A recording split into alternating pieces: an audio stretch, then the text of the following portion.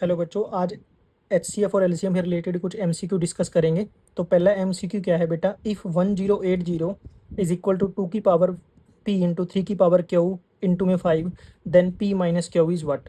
तो चार ऑप्शन हैं आपके, ये सीबीएसई के आए हुए क्वेश्चन है बेटा सब। तो सबसे पहले हमें 1080 की प्राइम फैक्टराइजेशन करनी पड़ेगी बेटा। तो क्या होगी 1080।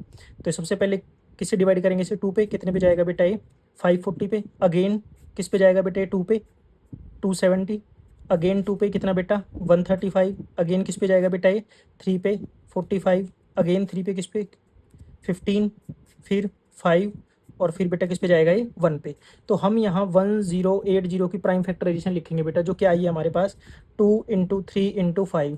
तो हम ये चेक करेंगे बेटा 2 हमारा कितने टाइम्स आया है। 2 आया है 1 2 3 3 टाइम्स। 3 हमारा कितने टाइम्स आया है बेटा 1 2 3 3 टाइम्स। और 5 हमारा कितने टाइम्स आया बेटा 1 टाइम्स।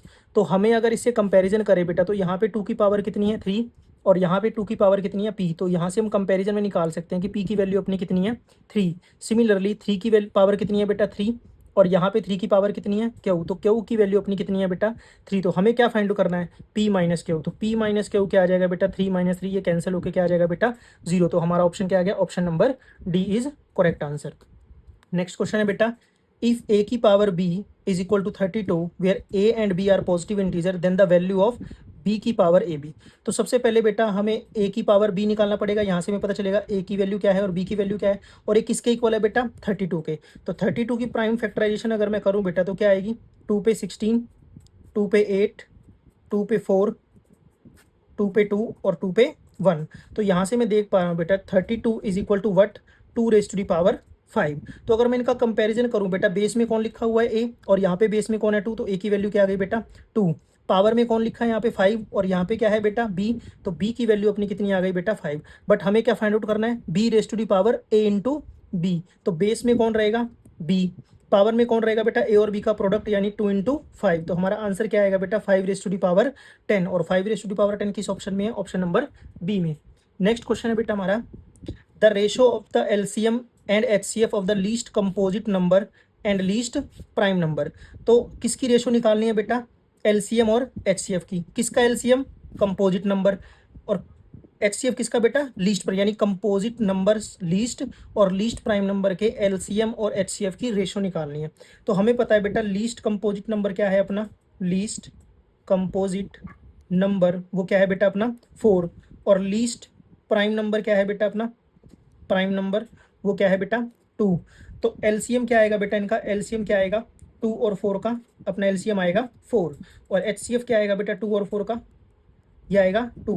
तो एलसीएम क्या है बेटा 4, एचसीएफ क्या है 2। हमें किसकी रेशो निकालनी है एलसीएम अपॉन में एचसीएफ। तो एलसीएम कितना है 4, एचसीएफ कितना है 2, कैंसिल करेंगे बेटा हमारा क्या आ गया 2:1। तो ऑप्शन नंबर बी सही हो जाएगा।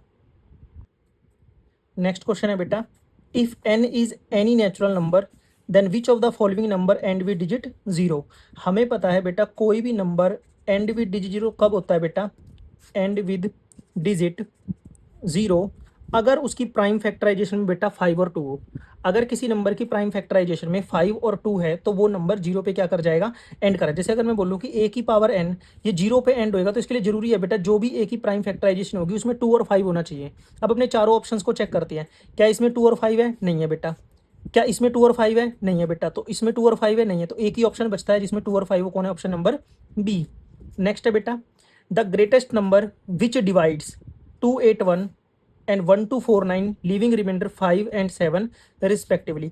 आपको वो ग्रेटेस्ट नंबर बताना है बेटा जो किसको डिवाइड करे 281 को और 1249 को डिवाइड करने वाला एक नंबर लेके आना है बेटा। लेकिन वो नंबर क्या दे रहा है बेटा, जब इसको डिवाइड करता है तो रिमाइंडर कितना आ रहा है 5 और जब इसको डिवाइड करता है तो रिमाइंडर कितना आ रहा है 7। लेकिन वो बोल क्या रहा है बेटा, वो डिवाइड करना चाहिए, क्या करना चाहिए डिवाइड। हमें पता है बेटा अगर एक नंबर दूसरे को डिवाइड करेगा तो रिमाइंडर क्या आता है बेटा 0। लेकिन इसमें क्या बोल रहा है 5। तो इसका मतलब अगर ये नंबर मान लिया मैंने x है, ये नंबर 281 को डिवाइड कर रहा है तो ये रिमाइंडर 5 नहीं देगा। तो इसका मतलब मैं क्या करूंगा बेटा 281 में से 5 को माइनस कर दूंगा तो क्या आएगा बेटा 276। सिमिलरली 1249 में से मैं किसको माइनस कर दूंगा बेटा 7 को, तो ये क्या आएगा 1242।